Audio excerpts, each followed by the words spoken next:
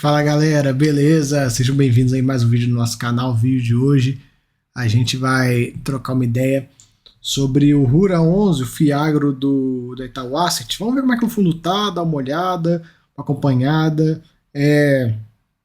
Esse fundo que é um dos top Fiagros que a gente tem, né? É um dos grandes que a gente tem. Assim, juntamente com ele, a gente tem o KNCA e temos também o Vigia da Valora, né? Então são os três grandes aí, os que passaram da marca de 500 milhões de patrimônio. E é bem interessante de ver, né, esses produtos crescendo, se diversificando, tomando cara de fundo grande, né? Porque, de fato, quando os Fiagros nasceram, alguns nasceram meio esquisitos, né, meio concentrados e tal, igual o próprio KNCA surgiu totalmente estranho, né, com duas operações somente e tal. E esse aqui não, ele já nasceu num tamanho legal, né, foi 600 milhões de reais a primeira emissão, e ele já se diversificou de forma interessante e tal. Enfim, é bom ver essa evolução do produto aí conforme ele vai rodando, né. Os últimos pagamentos do Rura, né, os últimos 6 pagamentos, a gente consegue ver aqui, fica aí nessa casa entre 11 e 14 cents, que é o patamar dele nesses últimos meses, né? O patrimonial dele é por volta de 10 reais, né? Às vezes cai para 9,99, às vezes só para 10,02, mas aí 10 reais aí é a precificação no patrimonial. Alguns comentários sobre o portfólio, algumas perspectivas, bem legal essa carta do gestor. Fundo super alocado, 94%, bem diversificado, é o Fiagro mais diversificado que a gente tem. 38 devedores, 14 estados, 95% das operações com garantias reais. Cara, muito bom. Alienação fiduciária de terras, penhor, recebíveis e subordinação. Cara, eu sempre falo, né, que as garantias dos Fiagros são meio esquisitonas e tal, e aí a gente ter esse tipo de garantia aqui me deixa até um pouco mais tranquilo. Ele coloca, né, Rura é o Fiagro mais pulverizado. Ele também já vinha falando nas últimas cartas que algumas operações não pagam mensal. Isso aí é comum de Fiagro, né? De caso de CRA. Tem operações que vão pagar trimestrais, semestrais, enfim. E por conta disso, no mês de dezembro teve um fluxo um pouco mais elevado, que fez com que o fundo voltasse para esse patamar de 14 centavos por cota. Isso vai acontecer normalmente, viu, galera? Esse fundo vai ficar nessa flutuação. A gente pode ver aqui nos últimos meses, ó, vai ser 11, 12, aí paga 14, aí volta para 11, aí paga 14 novamente. Quando a gente tiver aí um ano de histórico dele, a gente já consegue ver direitinho esses momentos onde o fundo entrega um pouquinho mais, né? Enfim. Ele comenta, né, sobre a questão da visão deles, que é interessante ressaltar, é que mesmo com o aumento do fundo, né, com a emissão que ele fez e tal, a carteira foi alocada de forma bem rápida, né, isso é bom. Eles têm um pipeline também extenso, que eles sempre mantêm um pipeline bem legal aí para as novas operações. Ano de 2022 desafiador para todo mundo, não só para o agro, e 23, além, o que ele coloca para a gente é o seguinte: alto custo financeiro e margens voltando aí para patamares um pouco mais históricos, um pouco mais comportados. Essas últimas duas safras foram muito boas. Ele traz aqui, ó, o spread médio da carteira foi de CDI mais 4,2, está bem acima até do target dele. O target dele a gente vê aqui, ó, 3, entre 3 e 3,5, tá CDI mais 4,2, está ótimo, está melhor do que a expectativa inicial dele. São 11 mil cotistas. A liquidez, pro tamanho do fundo e por ser base 10, não tá boa, né? Curiosamente isso, porque geralmente fundo base 10, por natureza, ele já tem uma liquidez melhor. E é um fundo de quase 1 bi, então a liquidez está bem aquém do que o tamanho e a base da cotação por esse fundo. Comentário para 2022, né, ele coloca o seguinte: olha que curioso isso. Após recordes de crescimento em 2021, o PIB do negócio vai fechar em retração. Olha só, no sexto trimestre do ano, a queda acumulada é de 4,28% sobre a temporada anterior. Claro, ele está comparando com o ano anterior, né? Mas mesmo assim, fica ligado isso. Ele coloca o seguinte: abrupta alta dos custos de insumos, né, e queda da produção. Aquela questão fertilizante ficou muito caro por conta da questão da guerra e tal.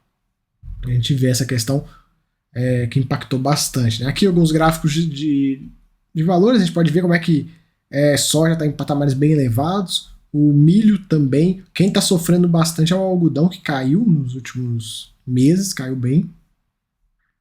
E a gente vai vendo aqui ele falando, ele fala um pouco, eu vou passar, quem quiser eu vou dar uma pausa no vídeo, porque senão a gente perde muito tempo falando de cada um dos setores.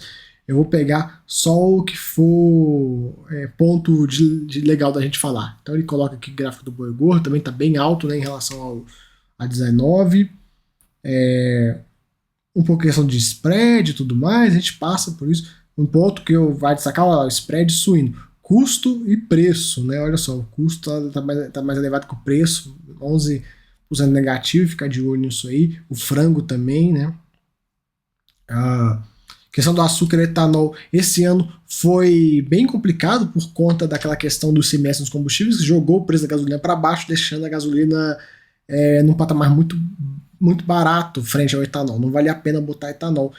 Porém, entre tudo, né, todavia, o preço do açúcar estava alto. Então, o que a usina faz? Né? Até um ponto legal falar sobre isso. O que a usina de açúcar e etanol, o que ela faz? Ela vira a chave. Então, ela produz ou açúcar ou etanol. Então, quando um não está compensando, só produzir o outro. O problema é quando os dois não compensam. Aí fica complicado. Mas esse ano o açúcar estava num patamar legal e aí eles só viraram a chave para o açúcar e seguiram a vida. Então, ele coloca, ó, 2023 cenário positivo, mas existem riscos, né? O PIB deve crescer 2,5% por conta do aumento da produção de grãos. E ele traz também, nas margens das empresas, deve voltar para um patamar um pouco mais histórico e tudo. Tava tudo muito... Esses últimos anos foi muito bom aí pro agro. Ele coloca o seguinte, que para o cenário de cotação aí das commodities, o cenário aponta, na visão deles, uma acomodação dos preços. Então deve ficar tudo mais ou menos, dar uma acalmada, né? Vamos acompanhar.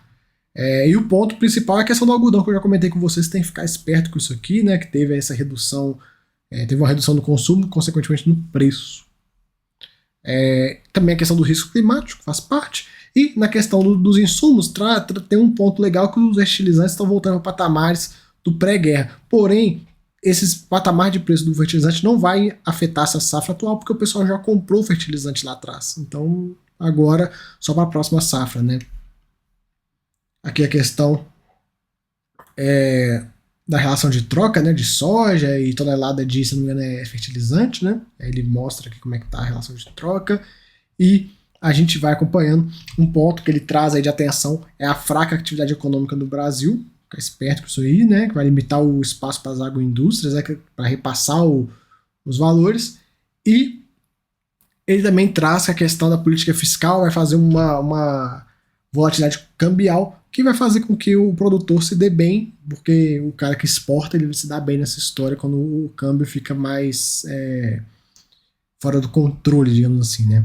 Aqui um pouco da carteira dele: maior exposição em açúcar e etanol, 17%, seguido por produtor rural de grãos, seguido por produtor de algodão e grãos. Cara, super diversificado, né? Não tem nenhum setor que é marcante, assim, ele é bem diversificado mesmo. E a questão das garantias, muito foco em relação fiduciária de terras, isso é bom. 38 devedores, super diversificado, 16 segmentos diferentes. E aqui é a carteira dele, né? Que a gente consegue ver. Infelizmente eles não abrem a carteira pra gente ver o que é o que, né? Isso aí já tá precisando mudar, né? Colocar direitinho quem que é quem e tal, pra gente ter uma ideia um pouco melhor. Enfim, galera, é isso, tem para falar sobre o Rura. Vamos acompanhando aí o fundo de 800 milhões de reais, bem grande.